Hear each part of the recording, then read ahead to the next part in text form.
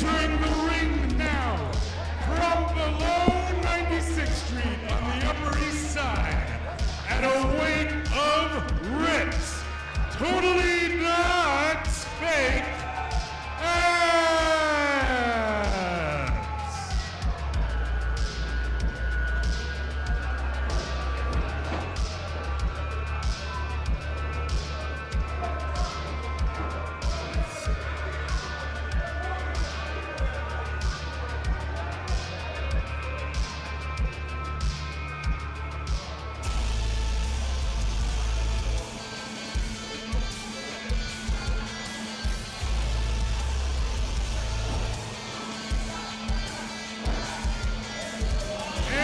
opponent from Bronx, New York, weighing in at 185 pounds, the greatest damn showman, Jaco!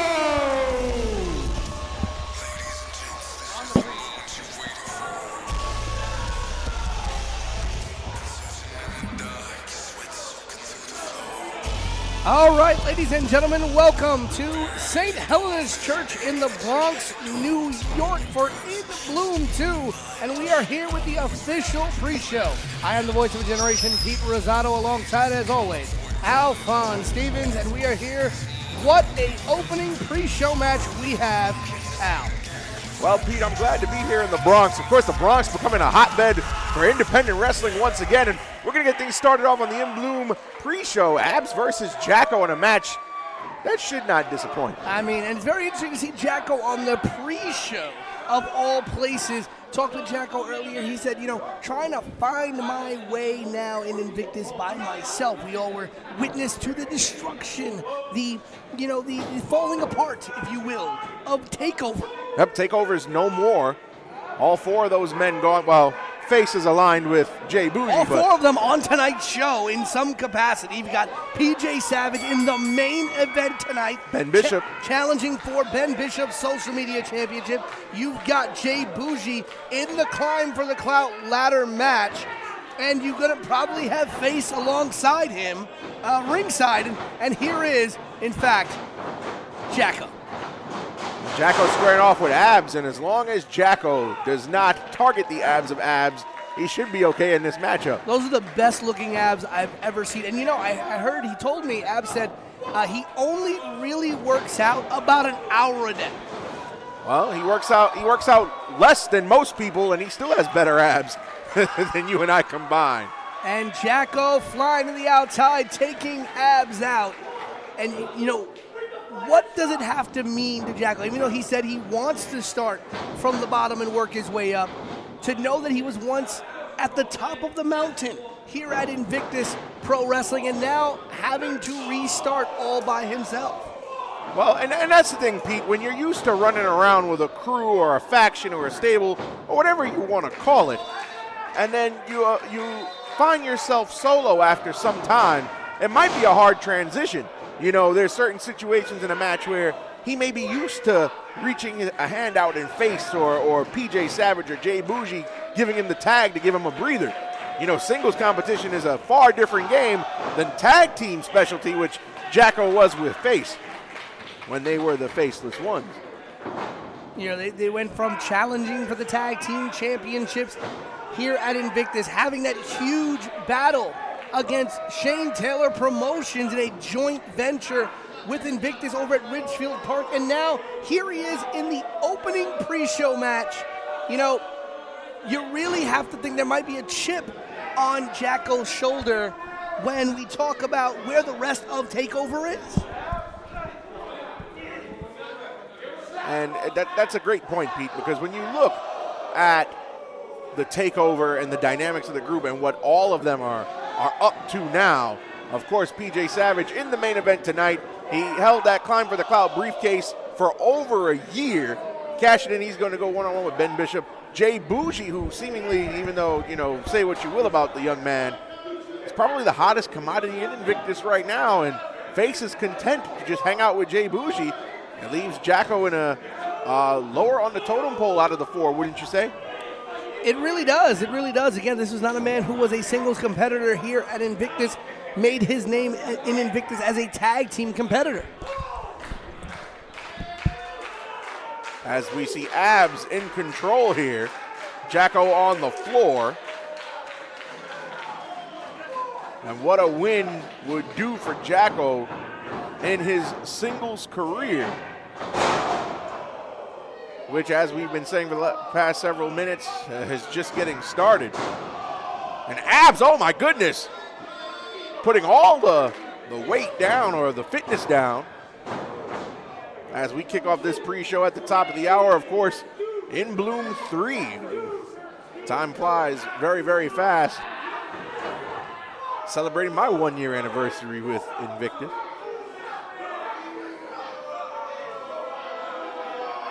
And the fans here in the Bronx not impressed with ABBS, as he's methodically picking Jaco apart.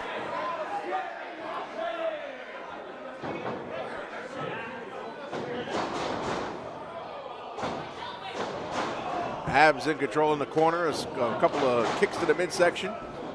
Up and over goes Jaco, but ABBS catches him. Oh, but a kick only staggers ABBS, can't bring him off his feet. Bicycle kick, still can't bring him off his feet. Swing and a miss on a discus lariat, it looked like. And right down Jaco went, dumped right on his stomach by ABBS. ABBS a long-time stalwart. We see the cover 1, 2, only a 2 count. ABBS a long-time stalwart here in Invictus.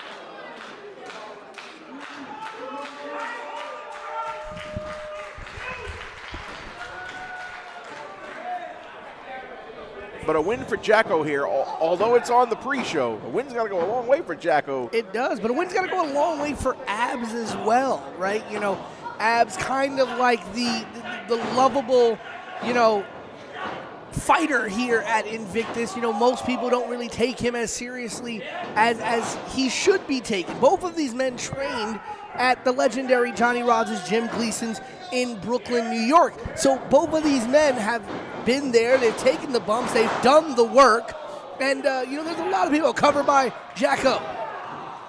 There's a lot of people who snicker and laugh at ABBS. You know, they think about like how he presents himself. But the kid's very talented, and you talk about what a win would do for Jaco. What would a win do for ABBS in terms of the perception of the opponents he faces here at Invictus? Because you got to think there's a lot of people who walk in the ring with ABBS. It's like, okay, it's going to be an easy opponent.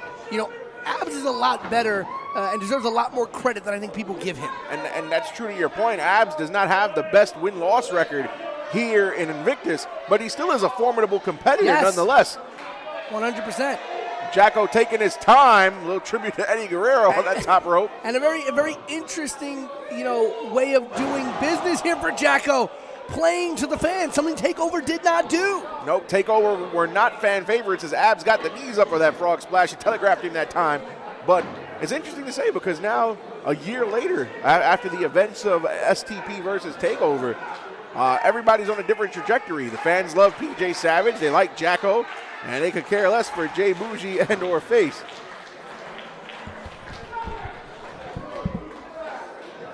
And here we go. ABBS with Jaco on his shoulders. And Jaco trying to fight down. Oh, but a Samoan, wait on a crucifix. The momentum of ABBS on that Samoan drop led him into a pinfall predicament. The greatest damn showman, Jaco! And Jaco with the win. Talk about a way to capitalize on a situation. And the look of surprise on the face of ABBS, definitely, you know, second guessing himself there. What did he do wrong? I mean, ABBS went in there and did everything he could do to get a victory. He brought the fight to Jaco, but Jaco just snuck one out there. And it's going to be very interesting to see how the road continues to be paved for Jaco as he moves forward here at Invictus Wrestling.